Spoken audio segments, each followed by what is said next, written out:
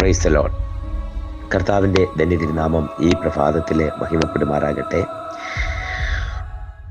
ഇസ്രയേലിൻ്റെ പരിപാലകൻ മയങ്ങാതെ ഉറങ്ങാതെ നമ്മുടെ പരിപാലകനായി കാവൽക്കാരനായി ചില ശുശ്രൂഷകൾ കൂടെ ശേഷിപ്പിക്കുന്നുണ്ട്, അല്ലെങ്കിൽ ചില ക്രമീകരണങ്ങൾ കൂടെ നമ്മുടെ ജീവിതത്തിൽ വരുത്താനുള്ളത് കൊണ്ട് നമ്മളെ ബലപ്പെടുത്തി യഹോവ താങ്ങി ഉണർന്ന് എഴുന്നേൽപ്പിച്ച് ഉന്മേഷത്തോടെ നിർത്തിയ ദൈവനാമത്തിന് സകല മാനവും മഹത്വവും അർപ്പിച്ചുകൊണ്ട് ഈ പ്രഭാതത്തിലെ വചന ധ്യാന ചിന്തയിലേക്ക് നമുക്ക് കിടക്കാം. ഇന്നത്തെ വേദവചന ധ്യാനത്തിനായി യെശയ്യാ പ്രവാചകന്റെ പുസ്തകം 62-ാമത്തെ അധ്യായം അതിൻ്റെ 3-ാമത്തെ വാക്യം നമുക്ക് ചേർന്ന് വായിക്കാം.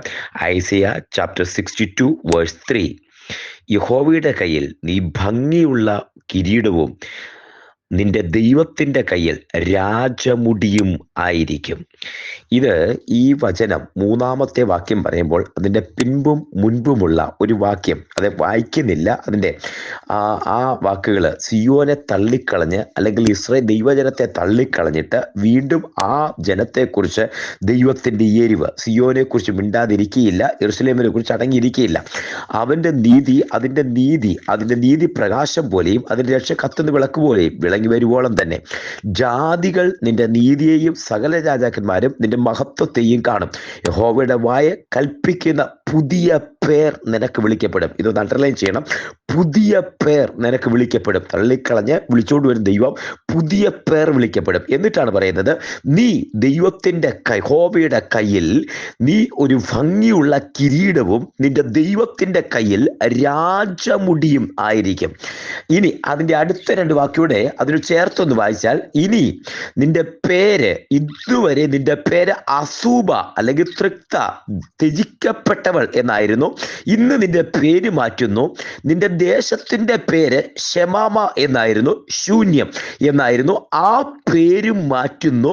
നിനക്ക് ഇനി നിന്റെ പേര് ഹെക്സീബ, അതിന്റെ അർത്ഥം ഇഷ്ട എന്നും, നിന്റെ ദേശത്തിന്റെ പേര് വിവാഹസ്ഥ എന്നും, ഉപേക്ഷിക്കപ്പെട്ടവൾ ആ മാറ്റിയിട്ട് വിവാഹസ്ഥ എന്ന് പറഞ്ഞാൽ ചേർത്തു പിടിക്കുന്നവൾ എന്നാക്കി മാറ്റിയിരിക്കുന്നു. അപ്പോ ഇവിടെ തള്ളിക്കളയപ്പെട്ട് വേദനയ്ക്കകത്ത്, ഭാരത്തിനകത്ത്, അല്ലെങ്കിൽ ഒരു തരത്തിൽ പറഞ്ഞാൽ കഷ്ടത്തിനകത്ത് നിലവിളിച്ചപ്പോൾ, ആ കഴുത്തിൽ നുകവുമായി നിലവിളിച്ചപ്പോൾ ദൈവം പ്രാർത്ഥന കേട്ടു. അതൊരു ദൈവ വ്യവസ്ഥയാണ്.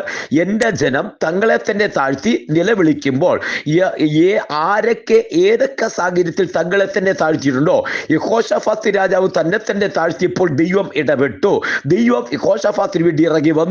ആഹാബ് രാജാവ് തന്നെ തന്നെ ഒന്ന് താഴ്ത്തിയപ്പോൾ ദുഷ്ടനായിരുന്നിട്ടും ആ രാജാവിന് വിജയം ദൈവം ഒരുക്കി കൊടുത്തു. നിലവേ പട്ടണം മുഴുവൻ തങ്ങളെ തന്നെ താഴ്ത്തിയപ്പോൾ ദൈവം അവർക്ക് വേണ്ടി പ്രവർത്തിച്ചു. ഇനി പുതിയ നിയമത്തിലേക്ക് വന്നാലും തങ്ങളെ തന്നെ താഴ്ത്തി എവിടൊക്കെ സമർപ്പിച്ചിട്ടുണ്ടോ, പത്രോസ് എന്നൊരുവൻ യേശുവിനെ തള്ളിപ്പറഞ്ഞ് തന്നെ തന്നെ ഒന്ന് കണ്ട് പൊട്ടിക്കരഞ്ഞപ്പോൾ, അരിമനാഥനെ തള്ളിക്കളഞ്ഞല്ലോ എന്ന് പറഞ്ഞ് പൊട്ടിക്കരഞ്ഞപ്പോൾ ദൈവത്തിന് കരുണ തോന്നിയ പോലെ തങ്ങളെ തന്നെ താഴ്ത്തുന്ന അവരുടെ അടുക്കലേക്ക് ഇറങ്ങി വരുന്ന ദൈവത്തിന്റെ കരുണ, ദൈവത്തിന്റെ സ്നേഹം, കൈവിടാത്ത ദൈവത്തിന്റെ ചേർത്ത് മാറോടടയ്ക്കുന്ന ദൈവത്തിന്റെ പ്രത്യേകമായ കരുതലും സ്നേഹവും ഇവിടെ വെളിപ്പെടുകയാ. ഇന്നും ദൈവജനമേ ഒന്ന് മനസ്സിലാക്കിക്കോ, ആരെങ്കിലും തങ്ങളെ തന്നെ താഴ്ത്തി ദൈവസന്നിധിയിലേക്കൊന്ന് സമർപ്പിക്കാൻ വേദനയ്ക്കകത്ത്, ഭാരത്തിനകത്ത്, കഷ്ടത്തിനകത്ത് തയ്യാറാണെങ്കിൽ നിന്നെ മാറോട് ചേർത്തളയ്ക്കുന്ന, ചതഞ്ഞ് ഓടയെ ഒടിച്ചു കളയാത്ത, പുകയുന്ന തിരിയെ കെടുത്തി കളയാത്ത, അതേ നിന്റെ ബലഹീന അവസ്ഥയിൽ നിന്നെ കൈവിട്ട് കളയാതെ നഷ്ടപ്പെട്ടു പോയി ഒന്നിനെ ചേർത്ത് മാറോട് പിടിക്കുന്ന, ഇറങ്ങി പുറപ്പെട്ടു പോയ മുടിയ പുത്രൻ എന്ന് വിളിക്കുന്ന പുറപ്പെട്ടു പോയ മകനെ കാത്തിരുന്ന് സ്നേഹത്തോടെ വാത്സല്യത്തോടെ ചേർത്ത് മാറോടനയ്ക്കുന്ന ഒരു അപ്പനുണ്ട്. ഹല്ലേലൂയ. ഒന്ന് നമ്മളെ തങ്ങളെ തന്നെ താഴ്ത്തി ആ ചെറുക്കം വന്നിട്ട് പറയുക, ഞാൻ സ്വർഗത്തോടും നിന്നോടും പാപം ചെയ്തെന്ന് അപ്പനോട് പറയുമെന്ന് തീരുമാനിച്ച ദിവസം തന്നെ അത് സ്വർഗം കേട്ട് സ്വർഗം എഴുതി അവന് പറയാൻ പറ്റിയില്ല. സ്വർഗം അത് പറഞ്ഞതായിട്ട് അപ്രൂവ് ചെയ്തു. ഹല്ലേലൂയ. ദൈവത്തിന്റെ സന്നിധിയിലേക്ക് മടങ്ങി വരുവാൻ, കഷ്ടതയിൽ വേദനയിൽ കർത്താവിന്റെ സന്നിധിയിലേക്ക് കാത്തിരിക്കുക, ഒന്ന് സമർപ്പിക്കുമ്പോൾ നിലവിളി കേൾക്കുന്ന ദൈവമുണ്ട്. തങ്ങളെ തന്നെ താഴ്ത്തി, അങ്ങനെ ഒരു അവസരത്തിൽ തങ്ങളെ തന്നെ താഴ്ത്തി ദൈവസന്നിധിയിലേക്ക് മടങ്ങി വന്ന് ഇസ്രായേൽ ജനത്തെ കുറിച്ച് തമ്പുരാൻ പറയുക, ഞാൻ അവരെ കുറിച്ച് എരിവുള്ളവരായിരിക്കുന്നു, അവരെ ഓർത്തിനി ഞാൻ അടങ്ങിയിരിക്കയില്ല. കർത്താവിന്റെ അടുക്കലേക്ക് മടങ്ങി വരുന്ന ഇന്നും ആ നൂറ്റാണ്ടുകളെ തട്ടി പ്രതിധ്വനിച്ച് ദൈവജനം ദൈവത്തിന്റെ പാദപീഠത്തിലേക്ക് മടങ്ങി വരുമ്പോ തങ്ങളെ തന്നെ താഴ്ത്തുമ്പോ കർത്താവ് പറയുന്നത്, ഞാൻ അവരെ ഓർത്ത് അടങ്ങിയിരിക്കയില്ല. ഹല്ലേലൂയ. അവരുടെ പ്രകാശം, അവർ അതിന്റെ രക്ഷ കത്തുന്ന വിളക്ക് പോലെ വിളങ്ങി വരുവോളം തന്നെ ജാതികൾ ആ ജനത്തിന്റെ നീതി കാണും. യഹോവ മാത്രം ദൈവമെന്നറിയും. അടുത്ത വാക്യമാണ് നമ്മൾ വായിച്ചു കേട്ടത്. ദൈവത്തിന്റെ കയ്യിൽ നീ ഒരു കിരീടമായിരിക്കും. അവന്റെ ദൈവത്തിന്റെ ഒരു രാജമുടിയായിരിക്കും. ദൈവത്തിന്റെ കിരീടം, അതൊരു ഭയങ്കര വാക്കല്ലേ? ദൈവത്തിന്റെ കിരീടം, ഒരു രാജാവിന്റെ രാജത്വത്തിന്റെ അധികാരത്തെ കാണിക്കുന്ന കിരീടമാണ്. ആ കിരീടത്തിൽ പണ്ട് രാജാക്കന്മാർ ചെയ്തുകൊണ്ടിരുന്ന രാജമുടി എന്ന് പറയുന്നത് അതല്ലെങ്കിൽ അതിന്റെ അധികാരമായി അടയാളമായി രാജമുടി. രാജമുടിയും രാജാവിന്റെ കിരീടവും രാജാവിന്റെ അധികാരമാണ്.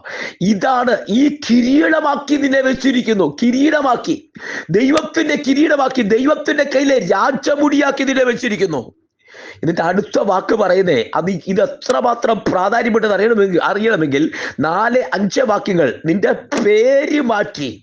ഇന്ന് ഇവിടെ ഒരു ടേണിംഗ് പോയിന്റാ. നിനക്കൊരു പേരുണ്ടായിരുന്നു, ആ പേര് അല്ലെങ്കിൽ ഉപേക്ഷിക്കപ്പെട്ടവൾ, അതെ ത്യജിക്കപ്പെട്ടവൾ എന്നർത്ഥം വരുന്ന അസുബ. ടേണിംഗ് പോയിന്റാ. ഇന്ന് വരെ നിന്റെ പേര് അങ്ങനെയായിരുന്നു. പക്ഷെ തമ്പുരാന്റെ അടുക്കലേക്ക് വന്നപ്പോ നിന്റെ പേര് മാറ്റി. എബ്ബേസിനെ കുറിച്ച് കാണാം. അമ്മയിട്ട പേരാ വ്യസനപുത്രൻ.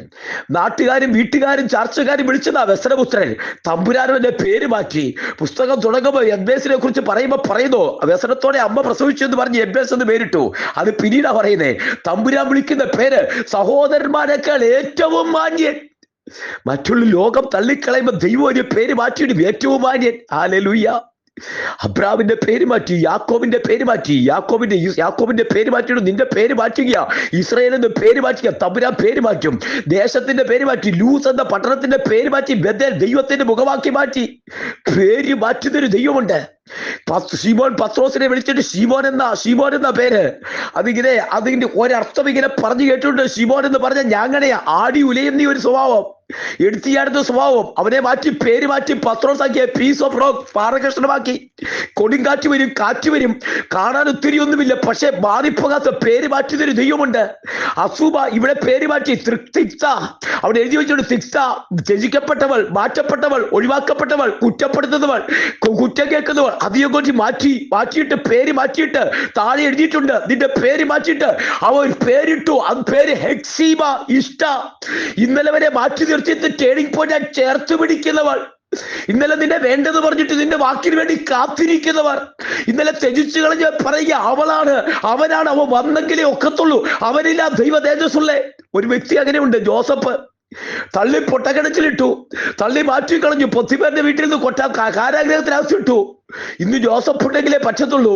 ജോസഫ് തന്റെ സഹോദരന്മാരെ കുറിച്ച്, അയ്യോ നീ ഓർക്കല്ലേ, നിന്നെ ഞങ്ങൾ തള്ളിയല്ലോ എന്ന് പറഞ്ഞപ്പോ ജോസഫ് പറയുന്ന വാക്കുണ്ട്, നിങ്ങൾക്ക് മുമ്പേ ജീവരക്ഷയ്ക്കായി ദൈവമാണ് എന്നെ ഇവിടെ അയച്ചിരിക്കുന്നത്. ഹല്ലേലൂയ. ദൈവമാണ് അയച്ചത്. അതാ മാറ്റപ്പെട്ടവൾ, ഒഴിവാക്കപ്പെട്ടവൾ ചേർത്ത് പിടിക്കുന്ന ദൈവം. ദേശത്തിന്റെ പേര് കൂടി മാറ്റുന്നുണ്ട്. ദേശത്തിന്റെ ഇന്നലെ ഇട്ടിരുന്ന പേരെന്ന് പറയുന്നത് ഷമാമ. അതിന്റെ ശൂന്യത, ശൂന്യമെന്നായിരുന്നു. ആ ദേശത്തിന്റെ പേര് മാറ്റിയിട്ട് ബെയൂല, വിവാഹസ്ഥ, ഒന്നുമില്ലാതെ മരുഭൂമിയായി കിടന്നിരുന്ന സ്ഥലത്തെ, നിർജ്ജനമെന്നായിരുന്ന സ്ഥലത്തെ നീരുറവയും ജനവാസവുമുള്ളതുമാക്കി മാറ്റുന്ന, ആർക്കും വേണ്ടാത്ത ശൂന്യത, ആ ശൂന്യതയെ ലൂസിനെ മാറ്റി ബേഥേലാക്കിയ ഒരു ദൈവത്തിന്റെ കരം, ദൈവദൂതന്മാർ ഇറങ്ങി വന്ന് ആ സ്ഥലത്തിന്റെ പേര് മാറ്റിയതുപോലെ ഇന്ന് ദൈവത്തിന്റെ പൈതലെ നീ ഈ ശബ്ദം കേൾക്കുമ്പോ നിന്റെ പേരും നിന്റെ കുടുംബത്തിന്റെ പേരും നിന്റെ ദേശത്തിന്റെ പേരും നീ മൂലം മാറുമെന്ന് ഞാൻ പറയുമ്പോൾ നീ ആത്മാവിലൊന്ന് ഏറ്റെടുത്തേ. ഹല്ലേലൂയ. ലാസറിന്റെ പട്ടണം അറിയപ്പെടുന്നത് ബെഥാന്യ എന്നാ. പക്ഷെ 12-ാം അധ്യായം കഴിയുമ്പം, ആ 11-ാം അധ്യായം കഴിയുമ്പോ 12-ാം അധ്യായത്തിൽ പറഞ്ഞു ലാസറിന്റെ പട്ടണമായ ബെഥാന്യ. അവന്റെ പേരിൽ അറിയപ്പെടുന്നത്. ഹല്ലേലൂയ. നിന്റെ പേര് മാറ്റുന്ന, നിന്റെ ദേശത്തിന്റെ പേര് മാറ്റുന്നൊരു ദൈവകൃപ. ആ പേര് മാറ്റിയതിലപ്പുറം ആ 3-ാമത്തെ വാക്യത്തിൽ ദൈവത്തിന്റെ ഒരു കിരീടം. എന്തോ വിലയതിന്, എന്തോ പവറാത്. ഒരു സാധാരണ രാജാവിന്റെ തലയിലിരിക്കുന്ന കിരീടമല്ല, കയ്യിലിരിക്കുന്ന കിരീടമല്ല. സർവശക്തനായ ദൈവത്തിന്റെ കയ്യിലെ ഒരു കിരീടമാക്കി. സർവശക്തനായ ദൈവത്തിന്റെ കയ്യിലെ ഒരു രാജമുടിയാക്കി. സർവാധികാരവും സർവശക്തനും ഓംനിപ്രസന്റ് സർവവ്യാപിയായ ദൈവത്തിന്റെ ആ ദൈവത്തിന്റെ കയ്യിലെ പ്രഷ്യസ് കിരീടമാക്കി. നീ ഒന്ന് വിളങ്ങുമെന്ന് പറഞ്ഞാൽ അതിന്റെ മൂല്യമൊന്ന് നീ ഓർത്തു നോക്കിയേ. നിന്റെ പേര് തെക്തയായിരുന്നു. ഉപേക്ഷിക്കപ്പെട്ടവളാ, ആർക്കും വേണ്ടാത്തവളാ, ത്യജിക്കപ്പെട്ടവളാ. പക്ഷെ തന്നെ താൻ താഴ്ച ദൈവസന്നിധിയിലേക്ക് വരുമ്പോ തമ്പുരാൻ പേര് മാറ്റുക മാത്രമല്ല, തമ്പുരാൻ അങ്ങ് എടുത്തതിനെ മാറോട് ചേർത്ത് പിടിച്ചു. എന്നിട്ട് ദൈവത്തിന്റെ കിരീടമായി. ആ കിരീടം കാണിച്ചിട്ട് ഇതെന്റെ കിരീടമാ, ഇതെന്റെ അധികാരത്തിന് ജനമാ. മറ്റൊരു ഭാഷയിൽ ഇവിടെ ബൈബിൾ വേദപുസ്തക ഭാഷയിൽ പറഞ്ഞാൽ, ഞാൻ അവർക്ക് ജനമായും ഇനി അവരുടെ ദൈവമെന്ന് വിളിക്കാൻ ഞാൻ ലജ്ജിക്കത്തില്ല. ഞാൻ അവർക്ക് ദൈവമായും അവർ എനിക്ക് ജനമായും ഇരിക്കും. ഞാൻ ഇനി അവരുടെ ദൈവമെന്ന് വിളിക്കപ്പെടാൻ ഞാൻ ലജ്ജിക്കത്തില്ല. ഹല്ലേലൂയ. ദൈവത്തിന്റെ കയ്യിലെ ഒരു രാജമുടിയായി ദൈവത്തിന്റെ കയ്യിലെ കിരീടമായി ഒന്ന് സമർപ്പിച്ചേ. ഒരുമിച്ച് പ്രാർത്ഥിക്കാം. ഒന്ന് തങ്ങളെ തന്നെ താഴ്ച ദൈവകരങ്ങളിലേക്ക് സമർപ്പിച്ചേ. സ്വർഗീയ കർത്താവേ, ഇന്നത്തെ ഈ വചനം കേട്ടുകൊണ്ടിരിക്കുന്ന സകല പേരെയും, എൻ്റെ സഭയിലെ വാത്സല്യ പ്രിയപ്പെട്ടവര്, പ്രാർത്ഥന കൂട്ടായ്മയിലെ പ്രിയപ്പെട്ടവര്, മറ്റു ശബ്ദ വീതിക്കുള്ളിൽ കേൾക്കുന്ന സകല പേരെയും ആത്മാവിൽ അനുഗ്രഹിക്കുന്നു കർത്താവേ. ആ ടേണിംഗ് പോയിന്റുകൾ, അസുഭ മാറ്റി തെറ്റയെ മാറ്റി എക്സിബിയാക്കുന്ന, ഇഷ്ടയാക്കുന്ന ദൈവത്തിന്റെ കരം, ശൂന്യതയെ മാറ്റി ഹല്ലേലൂയ, ശൂന്യതയെ മാറ്റി ദൈവത്തിന്റെ അതേ നിറയ്ക്കുന്ന ദൈവത്തിന്റെ കരം, ഹല്ലേലൂയ, അത് നിറയ്ക്കുന്നതിനായി സ്തോത്രം ചെയ്യുന്നു. പിതാവിന്റെ പുത്രന്റെ പരിശുദ്ധാത്മാവിന്റെ നാമത്തില് അഭിഷിക്ത അധികാരത്തിൽ അനുഗ്രഹിച്ച് പ്രാർത്ഥിക്കുന്നു. ജനത്തെ അനുഗ്രഹിക്കുന്നു, ആത്മാവിൽ അനുഗ്രഹിക്കുന്നു. അസാധാരണമായ ദൈവശക്തി, ദൈവകൃപയാൽ നിറയ്ക്കുന്ന ദൈവകരം കൂടിയിരിക്കുന്നു. ആത്മാവിൽ ഉറപ്പിക്കുന്നു. കർത്താവേ, ജനത്തെ ഞാൻ അനുഗ്രഹിച്ച് പ്രാർത്ഥിക്കുന്നു.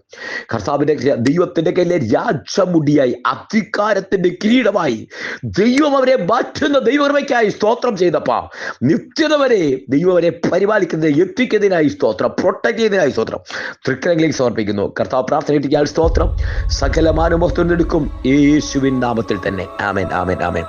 കർത്താവ് അനുഗ്രഹിക്കട്ടെ, കൃപ കൂടിയിരിക്കട്ടെ. God bless you. നാളെ നമുക്ക് വീട്ടിൽ കാണാം. God bless you.